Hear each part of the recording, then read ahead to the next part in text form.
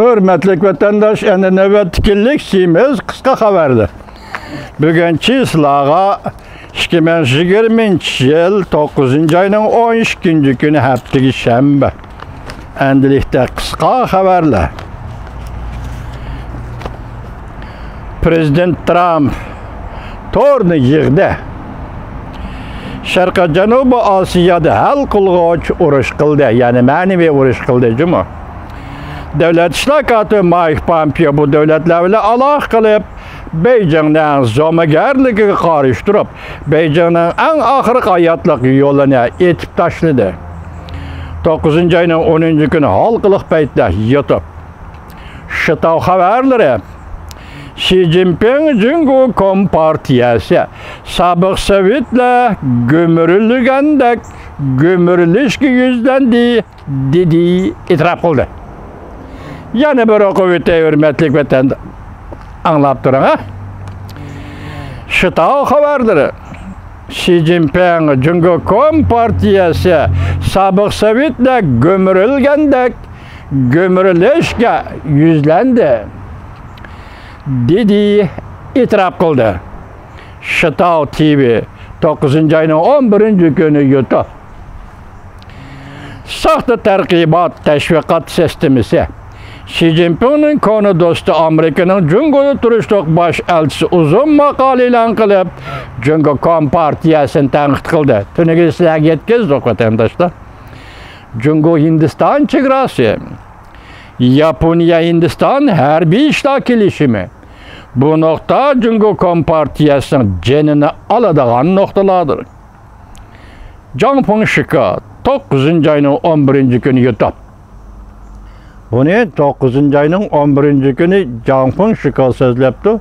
9. ayının 10. günü Cumhuriyet'in Tashqi ishlar ministri Wang Yi Moskvada nima dedi 5 nokta bo'yicha Hindiston bilan o'rtaq tunishish keldi dedi. Shunimi shunda g'alat turibdisin deydi. Hozir 11. günü Jiangping Shika bu mavzuni qo'yib leksiya so'zildi. Sirliq va o'tkir yadro quroli. Xi Jinping bunu bilmaydi.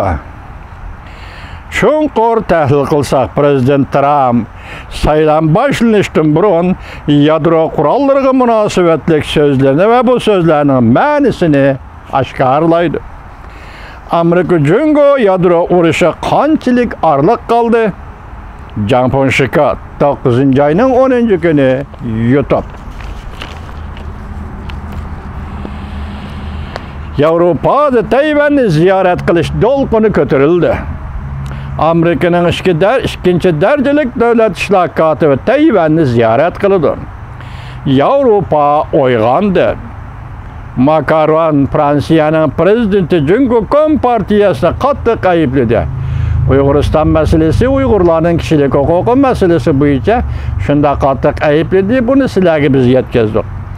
Yaponiya qo'g'dinish nazoratining vaziri Senkaku taqim orolları uchun urush qilamiz dedi. Büyük İran axborot nuqtalari 9. ayının 12. günü YouTube. Tayvan bo'g'ozi Sharqiy dengiz taqim orolları krizisi 60 saat davomlashdi.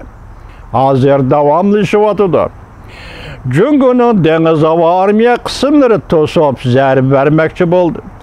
4 tarafta yetib kelgan krizis halqılık paytlar 9. ayının 12. günü YouTube. Seyşa mundaq dedi. Partiya ichida islohotga tayinish. Gorbachevga o'xshash partiya ichida islohot elib berish. Tüzülme özgürüşünü ilgari sürüş. Bundaq özgürüş siyasi tüzümni tashlab etish deganlikdir.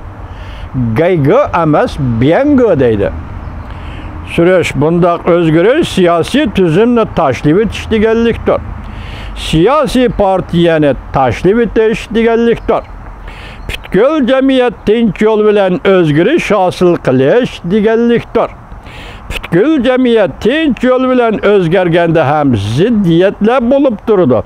Lekin eng asosli narsa shu bo'ladiki, odamlarning negizlik bexatarligiga kapolatga ega bo'ladi. Bu tuzum vahimi bilan hukmronlik qilg'uchi tuzumdir. Jungoning siyosiy tuzumi vahimi bilan hukmronlik qilg'uchi tuzumdir. Seni tutmoqchi bo'lsa, har daqiqada tutib elib ketalaydi. Jamiyat o'zgargandan keyin qonun bilan boshqarish bo'ladi. Taglik bo'ladi, yana asos bo'ladi, jamiyat tayinadigan asos bo'ladi. Bexatarlik tuyg'usi bo'ladi. Hozir Jungoda hamma odam o'zgarishni o'ylaydi, lekin islohot kuchlari medirlay olmaydi. Faqat partiyaning gumron bo'lishini kutib turdim. Partiya bardoshlik berilmaganda hamma narsa uning qo'lidan chiqib ketdi. Qizil ikkinchi avlod Jungo kompartiyasi hokimiyatini tavratdimi? Sayshah Jungoning 4 turlik chiqish yo'li to'g'risida to'xtaldi mavzuliq maqola 9-oyning 12-kuni Jungoga nazar torbiyatida e'lon qilindi. Shuningdan bir abzas elib keldim vatandosh.